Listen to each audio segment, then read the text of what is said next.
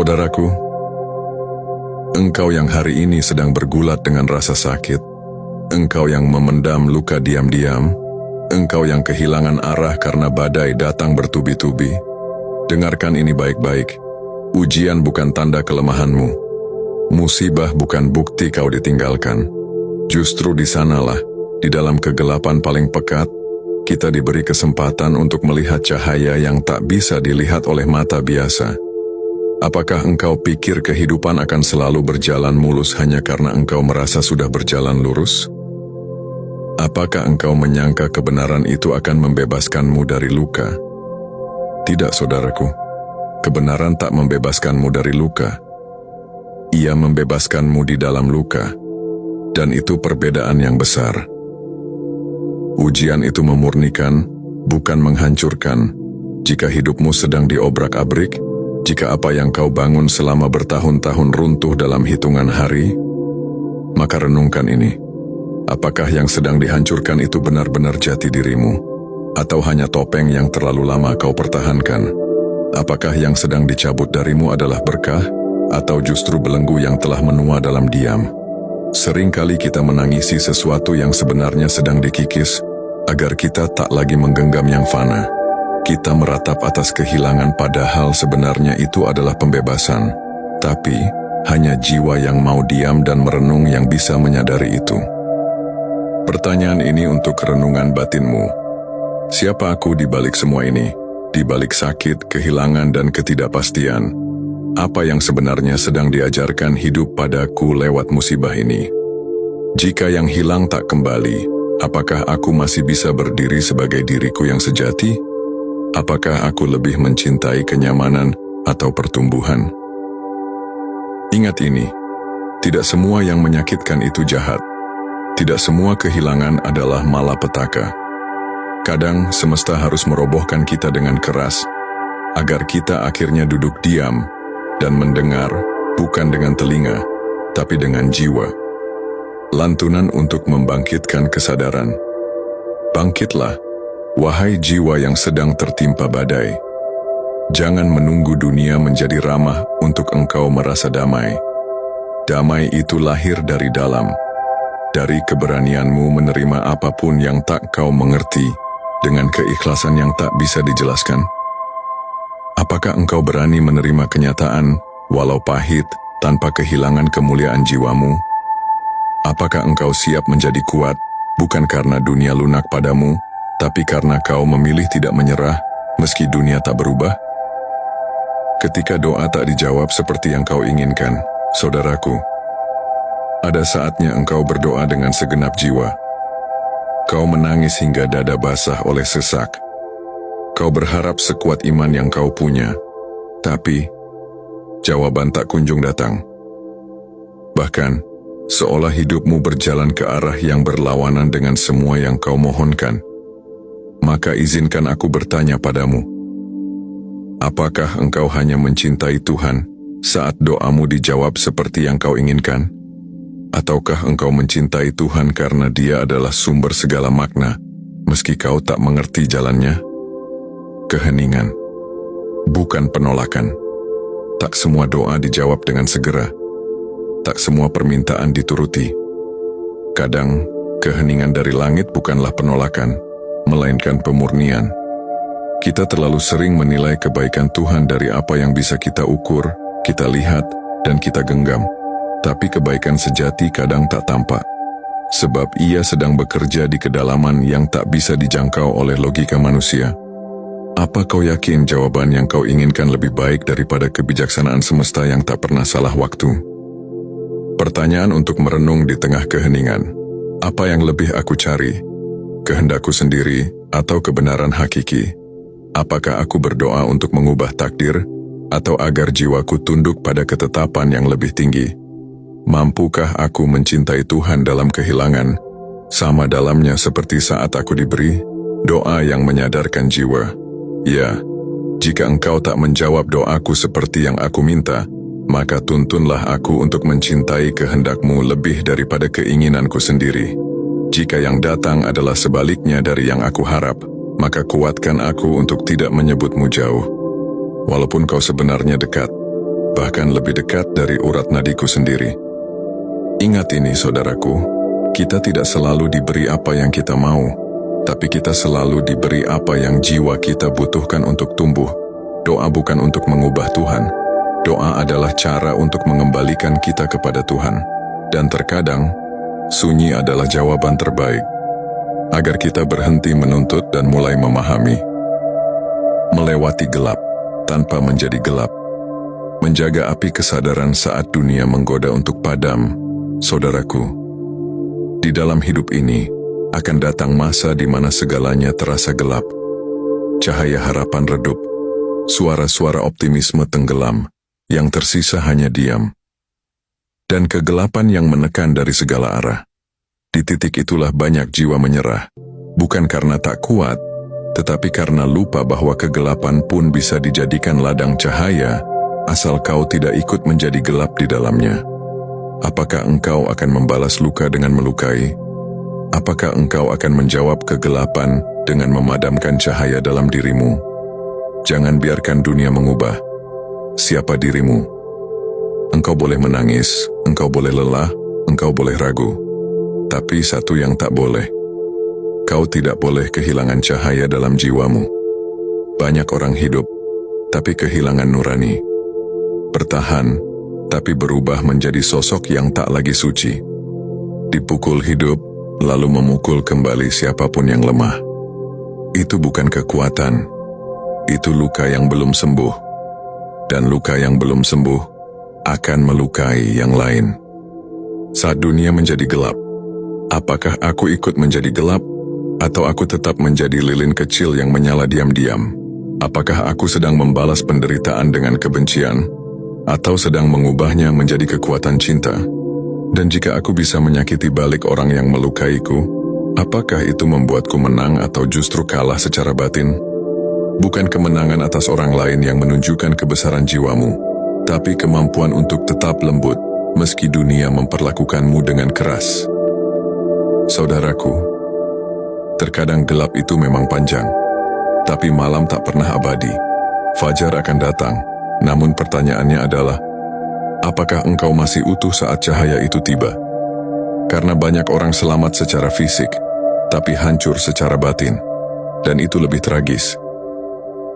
Membaca tanda-tanda saat hidup tidak sesuai rencana. Ketika realita menghancurkan rencana tapi justru membuka jalan lain yang lebih dalam. Saudaraku, engkau sudah menyusun semuanya, rencana demi rencana.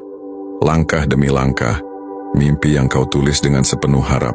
Namun hidup berjalan seenaknya, tiba-tiba berubah arah, tiba-tiba membelokkan jalan, tiba-tiba menghancurkan apa yang sudah kau bangun. Maka kini kau bertanya dalam sunyi, kenapa semua ini terjadi padaku? Apa yang sedang semesta katakan saat semua tidak sesuai rencana? Tidak semua kekacauan adalah kesalahan. Ingat ini, tidak semua yang tak sesuai rencana adalah kegagalan. Kadang, justru itu jalan pintas menuju pemurnian. Bukan rencana kita yang salah, tapi mungkin ada sesuatu yang lebih tinggi yang sedang menata ulang langkah kita. Apakah kau mendengar pesan di balik kegagalanmu? Atau kau terlalu sibuk menyesali kenapa hidup tak menurut padamu? Tanda-tanda itu selalu ada tapi jarang kita sadari. Ada hal-hal yang tidak bisa dijelaskan logika, kebetulan yang terlalu tepat waktunya, pertemuan yang mengubah arah hidup, kehilangan yang justru menyelamatkan, dan rasa tenang yang hadir justru saat semua terlihat hancur. Itu bukan kebetulan, itu petunjuk. Tapi hanya jiwa yang sadar yang mampu membacanya. Katakan pada hatimu, apakah aku bersedih karena kehilangan arah atau karena kehilangan kendali? Apakah aku terbuka terhadap rencana baru yang belum pernah kupikirkan sebelumnya? Apakah aku cukup diam untuk menangkap pesan-pesan semesta di balik kekacauan ini? Menyesuaikan tanpa mengkhianati jati diri. Menyesuaikan diri bukan berarti menyerah, tapi menghormati bahwa hidup lebih bijak dari rencana-rencanaku yang terbatas. Engkau tak harus selalu tahu jawabannya hari ini. Tugasmu hanya satu, tetap hadir, tetap sadar, tetap berserah, bukan pasrah, tapi berserah dengan bijaksana. Saudaraku, jika hidup mengubah arah, jangan mengutuk kompas. Kadang, kau sedang diarahkan menuju tanah yang tak pernah engkau bayangkan. Tapi di sanalah jiwamu tumbuh lebih dalam dari sebelumnya. Saudaraku, ada masanya, diam adalah satu-satunya bahasa yang mampu menyelamatkan. Ketika segala penjelasan tak dimengerti, ketika segala pembelaan dianggap pembangkangan, ketika reaksi hanya memperpanjang luka, maka diam bukan kelemahan, tapi pilihan tertinggi dari kekuatan batin. Mengapa engkau selalu ingin menjawab semua hal dengan suara? Apakah kau percaya bahwa kebenaran kadang hanya bisa ditunjukkan oleh keteguhan dalam diam? Di balik diam, ada kuasa yang tak terlihat. Jiwa yang dewasa tidak reaktif. Ia tidak tergoda membalas dengan emosi. Ia tahu kapan bicara, dan kapan cukup menyimak dunia dalam sunyi. Sebab kadang, reaksi cepat bukan pertanda kekuatan, melainkan ketakutan yang dibungkus kebisingan. Diam bukan berarti lemah. Diam adalah tanda bahwa jiwa sudah selesai bertarung dengan egonya. Tanyakan pada hatimu, apakah aku diam karena takut atau karena sadar? Apakah aku masih ingin menang debat atau aku mulai memilih damai yang tak butuh pembuktian? Apakah aku cukup percaya bahwa kebenaran bisa berdiri sendiri meski tanpa aku bela dengan teriakan? Engkau tidak harus menjelaskan segalanya. Kadang membiarkan dunia bicara, lalu melihat siapa yang tetap berdiri dalam hening. Itulah bentuk keteguhan yang tak tergoyahkan. Saudaraku, jiwa yang terbiasa hening tak mudah diprovokasi. Ia tahu bahwa tidak semua pertarungan harus diikuti. Kadang, justru meninggalkannya adalah kemenangan yang paling utuh. Jangan buru-buru membela diri. Jangan tergesa membalas luka. Belajarlah dari pohon besar. Ia tetap tegak, meski diterpa angin, dihina hujan, dan dilukai petir. Diam bukan berarti tak tahu. Diam adalah keputusan untuk menang tanpa harus berisik. Makna bertumbuh lewat rasa sakit. Dari derita ke kesadaran, jalan sunyi yang membentuk jiwa sejati. Saudaraku, apa gunanya bertahan jika setelah luka panjang, hatimu tetap beku? Apa gunanya lolos dari badai jika jiwamu justru kehilangan cahaya? Terlalu banyak orang selamat secara fisik, tapi mati secara batin. Mereka bertahan, tapi tak bertumbuh. Mereka melewati musibah, tapi tak pernah menemukan makna. Maka aku bertanya padamu, apakah engkau hanya ingin cepat sembuh, atau sungguh ingin berubah? Rasa sakit bukan musuh, ia adalah guru. Banyak orang menolak derita, menganggapnya sebagai kutukan. Padahal, rasa sakit adalah ruang kelas tempat jiwamu ditempa. Ia mengikis yang palsu. Ia membongkar yang semu. Ia menghancurkan ilusi akan kendali, agar kau belajar menerima kenyataan yang lebih utuh. Sakit bukan hukuman. Ia adalah pintu menuju dirimu yang lebih dalam.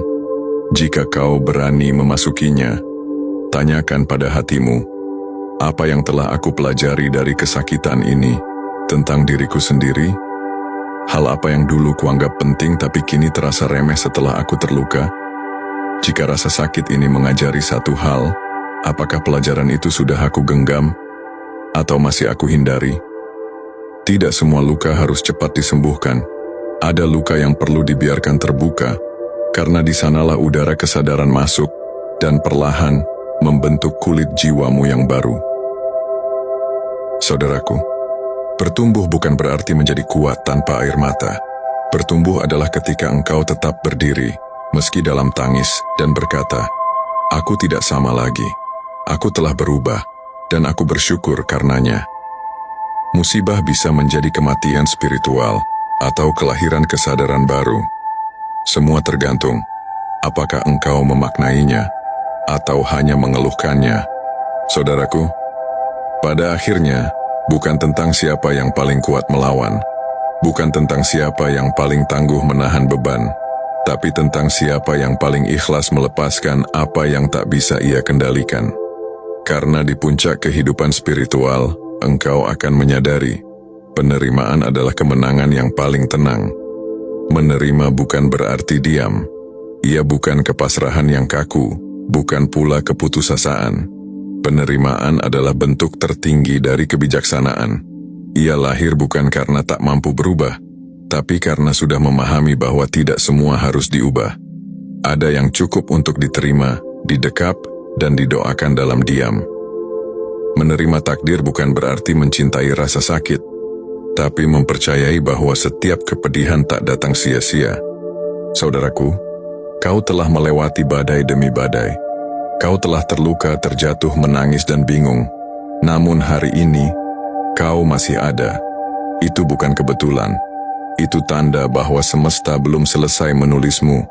Maka kini, berdirilah dengan tenang. Bukan karena semua telah baik-baik saja, tapi karena jiwamu telah mengerti cara berjalan dalam ketidakpastian. Jadilah saksi dari perjalananmu sendiri. Hargai rasa sakit yang telah membentukmu. Rayakan keberanianmu untuk tetap hidup, meski hidup tak selalu ramah. Dan di atas segalanya, belajarlah menerima dengan kesadaran yang tak kehilangan cahaya. Kau telah melewati ujian, bukan hanya untuk bertahan, tapi agar jiwamu mengenali siapa kau sebenarnya. Manusia yang diciptakan bukan untuk kalah, tapi untuk bangkit, mengerti, dan menyala dalam keheningan. Terima kasih telah menyaksikan Naskah Spiritual. Jika konten kami menginspirasi dan memberikan pencerahan bagi perjalanan spiritualmu, jangan lupa untuk menyukai video ini. Setiap like dari kalian sangat berarti bagi kami. Kami ingin mendengar pendapatmu. Jadi silakan tinggalkan komentar di bawah. Bagikan pengalaman atau pemikiranmu, karena setiap suara adalah bagian penting dari komunitas kita. Dan, jika kamu belum berlangganan, yuk bergabung dengan keluarga besar Naskah Spiritual. Klik tombol subscribe dan aktifkan notifikasi agar tidak ketinggalan konten-konten menarik berikutnya yang akan membimbing kita dalam menjalani perjalanan spiritual yang lebih dalam. Sampai bertemu di video selanjutnya. Semoga cahaya dan kedamaian selalu menyertaimu.